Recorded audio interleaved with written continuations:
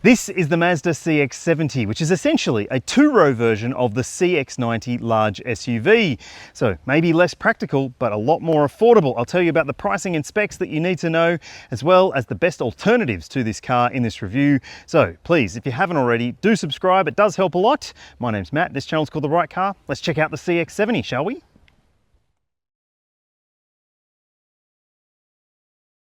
There are two different versions of the CX-70 available in Australia at launch, and the pricing is far more enticing than in the CX-90 lineup because they represent essentially like a $10,000 discount just because it doesn't have third row seats. So would that factor into your considerations? I'd love to know. Now, the two grades both have the choice of petrol and diesel engines. The diesel is a little bit more expensive in both instances, but the entry-level version is called the GT. This is it here, and it gets heaps of standard equipment and technology for the money. It's got 21-inch wheels with this nice black cladding around the arches. There's also full LED light technology all around the car. Plus you're getting things like a panoramic sunroof, a hands-free powered tailgate, 12.3-inch infotainment, wired and wireless Apple CarPlay and Android Auto, sat-nav, digital radio, a 12.3-inch digital instrument cluster, plus a head-up display, a 12-speaker Bose sound system. You've got heated front seats, heated outboard seats, a heated steering wheel, and lovely leather trim on the inside as well. But if you want a few more nice things for a little bit more money, you might want to consider the Azami high-spec version. Again, with the choice of petrol or diesel. You'll see the pricing for it on your screen now. And it does have differences. So it's got different looking 21-inch wheels. It also gets body-colored wheel arches, lower cladding, and door handles. Inside, you're getting ventilated front seats with Napa leather upholstery, ambient lighting, and a little bit of extra spec beyond that.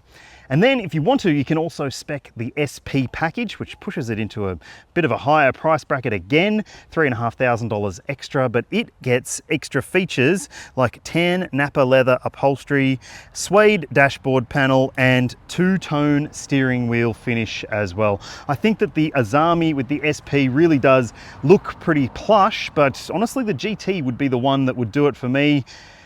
If I could live without ventilated seats. But hey, I've got some really good alternatives to this car that you might want to consider.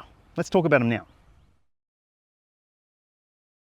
So you want a large SUV and you want a lovely engine, you should go and check out the Volkswagen Touareg. There are a few different versions of it available, including the entry-level version, which I think is probably all the Touareg you really need. A 3-litre turbo diesel with all-wheel drive and 3.5-ton towing capacity as well, so it betters the CX-70 in that regard. It's got 5 seats, a practical boot space, and a beautiful ride and driving dynamic to it as well. Really plush interior too for the money, and I think it could be a really great alternative to this. And hey, if that Volkswagen maybe isn't right for you, I've got a bit of a wild card option that you might want to consider. The Volkswagen Amarok could be a good choice for you. If you just need lots of space behind the second row seats and you want a really nice driving vehicle, well, it could be a really good choice for you. It's got sweet steering. There's a choice of a V6 diesel engine or a turbo petrol if you want to as well. So it does seem to offer some pretty compelling options, but as a ute, so that's a pretty interesting choice, I would say as well. Finally, what about the mechanically related Ford Everest? Now, it is a different kind of vehicle, just like the Amarok. It's more of an off-road focused thing as a ute-based SUV, but bloody hell, it's refined, it's comfortable, it's powerful. There's 4-cylinder or 6-cylinder engines available, and you can get it as a high-spec model with heaps of fruit for the money as well. And it comes with third-row seats as standard if you want them. So that seems like a pretty good option in my opinion. But tell me which one you would pick or something else. Let me know in the comments. So, as I said, this is basically a CX-90 but with fewer seats, and look, it is still a very large vehicle, 5.1 meters in length on a very long 3.1 meter wheelbase. As you can see, look at the length between the front and rear wheels. It's got that cab backwards design, and it does actually look pretty cool in person. And unlike the CX-60 and CX-80 that are also available, it has the wide body look to it as well. So it's got a broader track and more aggression to the wheel arches. I think it looks a lot better than those other models in person, and on the road it looks pretty sweet as well. Now let's check out the boot space and see what we are working with here.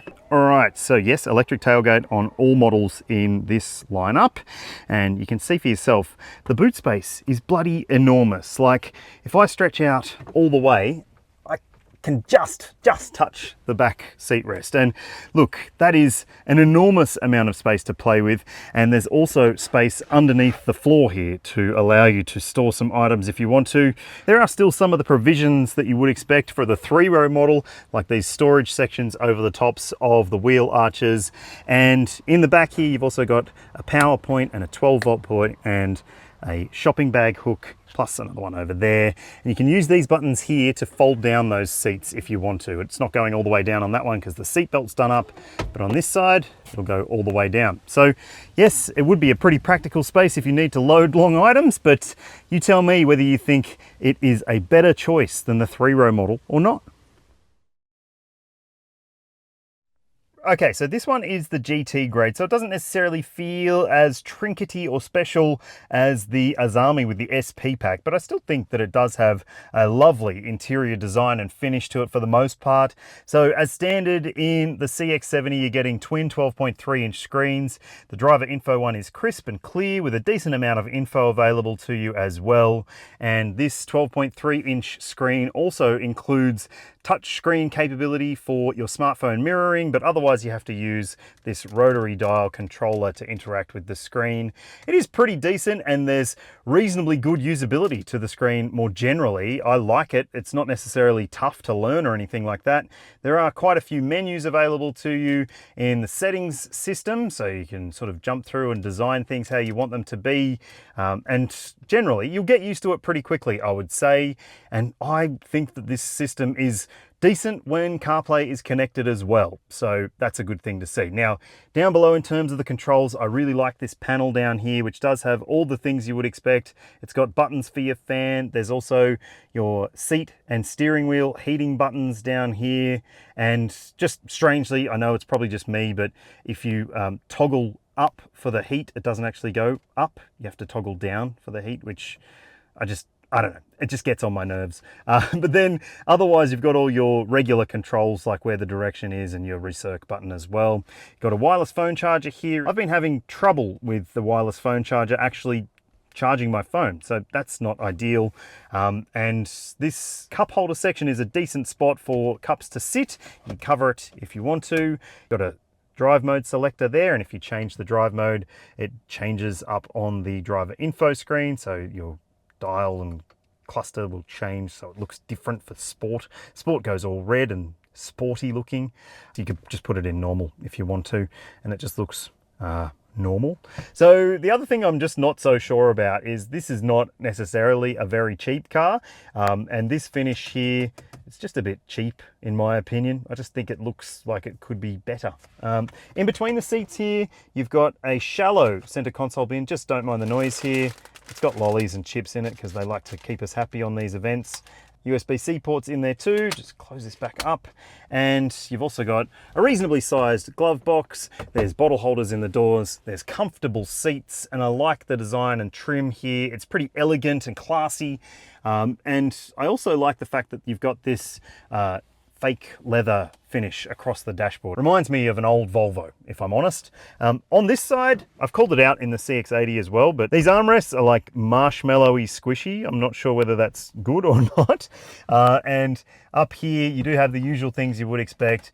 Illuminated vanity mirrors. You've got a auto dimming rearview mirror, but no digital mirror, which could be a bit of a shame because if you see there, those headrests do take up a lot of space in your view. You've got a sunglasses holder, another vanity mirror in that one over there. And yes, the panoramic sunroof is standard in this GT grade and standard across the lineup for that matter as well. So yes, it does add some nice airiness to the cabin, and I like the fact that it's got light headlining as well. That's really, really welcome in my opinion.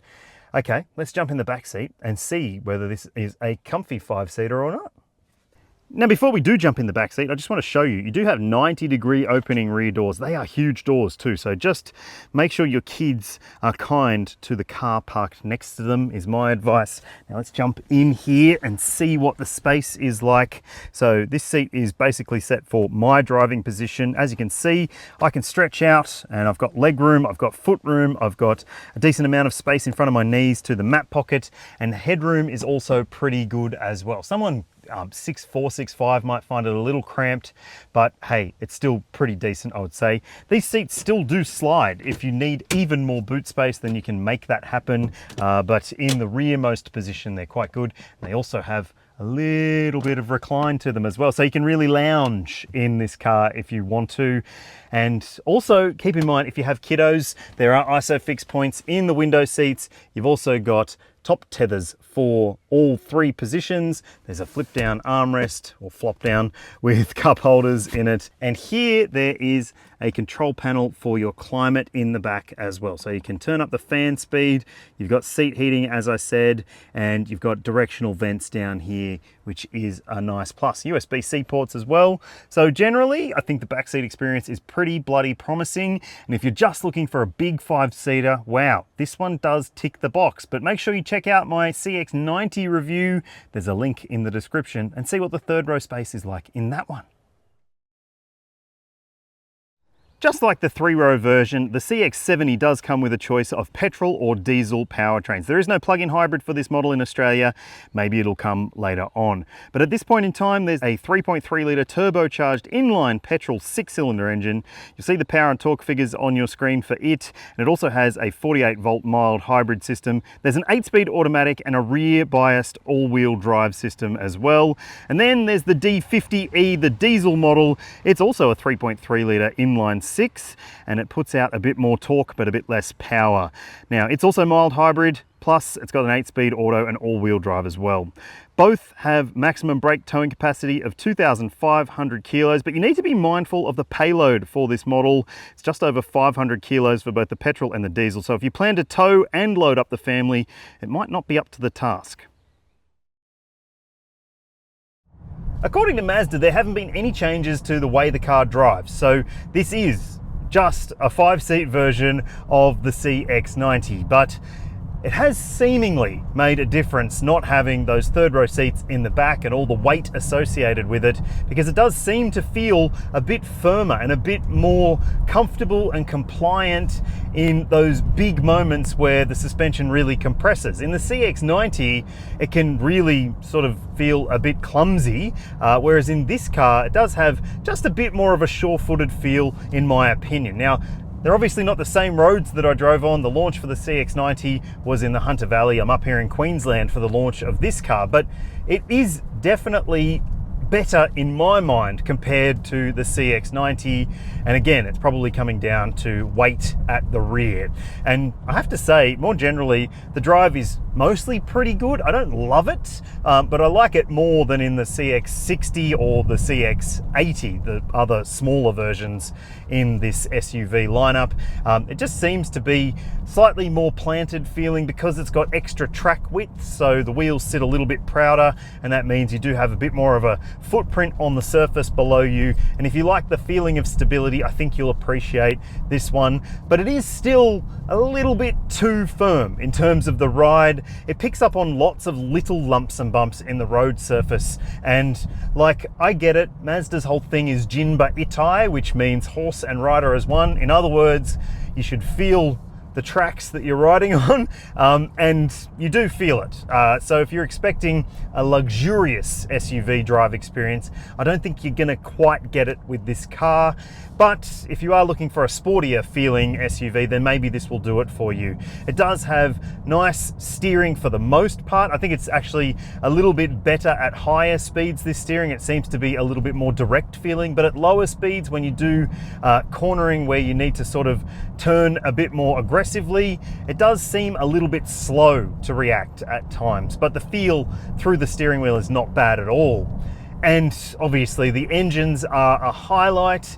Yes, this 3.3-litre turbo petrol that I'm driving right now is an absolute corker. I'll just put it into sport mode and see what it's got. Yes, it does have plenty of grunt. It is not necessarily the fastest thing you could buy for this kind of money, but it is definitely potent. But for me, I would actually choose the diesel. I think that the diesel is a better character for this kind of car, in my opinion. And now that they've addressed the shortcoming when it comes to towing, it does make a bit more sense. And also, I'll say that the transmission in both is not perfect though.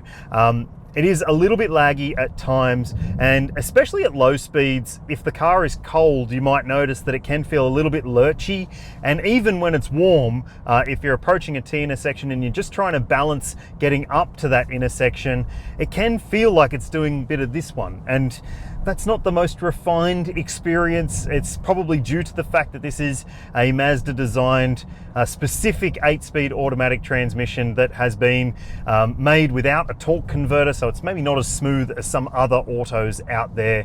Because it's got all-wheel drive as standard, and it's a rear biased all-wheel drive system, it feels pretty dynamic to drive. There's no doubt about that. So if that's your priority, then I think the CX-70 could be a good choice for you. I just wish that the brake pedal had a bit more bitiness to it. It does feel a bit dull underfoot, and that's probably to do with the fact that it does have a regen braking system built into this 48-volt mild hybrid system. And what that means is that it will try and recuperate some energy to feed it back to the battery pack that's incorporated here. And yeah, it does make a difference in terms of the fuel consumption on paper, at least. We'll get to that in a sec. But also it does affect the drive experience a little bit, that mild hybrid system, because it'll just cut the engine, and you know, it's just a bit of a strange experience if you're not used to it, but you do get used to it pretty quickly. All right, let's talk efficiency. Okay, so the official combined cycle fuel consumption figure for the diesel is on your screen now. It's lower than the petrol, as you probably would expect, but it is low for a 6-cylinder diesel. It is actually bloody impressive, the fuel consumption number. I did spend a little bit of time in it. It was a bit higher, as you probably would expect, across the sort of driving that we've been doing up here on the Sunshine Coast. But the petrol one, I'll show you the figure for it on your screen now, and that is, again, a pretty decent number for a 6, right? And yeah, I've seen a reasonably good return during my drive of this car. You'll see it on screen now. And I think for someone who is doing stop-start driving and the usual day-to-day stuff, I'm sure you'll see a pretty similar number in real-world situations. Just keep in mind, I'll put the fuel tank capacities on your screen right now so you can see for the petrol and diesel how much you'll need to fill it up each time. And also, you need to keep in mind that the petrol does insist upon 95 RON premium unleaded petrol. There is no safety rating for the CX-90 or the CX-70 at this point in time, November 2024, but it does come with a whole host of standard safety technology and equipment, things like autonomous emergency braking with pedestrian and cyclist detection, there's adaptive cruise control, there's lane keeping assistance, you've got blind spot monitoring, front cross traffic alert and rear cross traffic alert, which is a huge bonus in my opinion. There's a driver monitoring camera system, which doesn't get it wrong too often, and there's also a speed sign recognition system as well. All versions of the CX-70 come with a surround view camera system and front and rear parking sensors too, so it is a big rig, but it will be pretty easy to park. And if you choose the Azami version, you also get a see-through view, so it's like a clear, transparent design on the camera, so you can see more of what's underneath you. It's a bit strange, you don't really need it, but it is a nice thing to have. And that high-spec version also gets some more advanced driver monitoring technology as well. But honestly, I think the GT or the Azami is ticking the box when it comes to safety. And when it comes to the airbags, you've got dual front, front side, front center, a driver's knee airbag, and curtain coverage for both rows too. Mazda offers a 5-year unlimited kilometre warranty for this vehicle, and there's also 5 years of roadside assist included when you buy a new Mazda.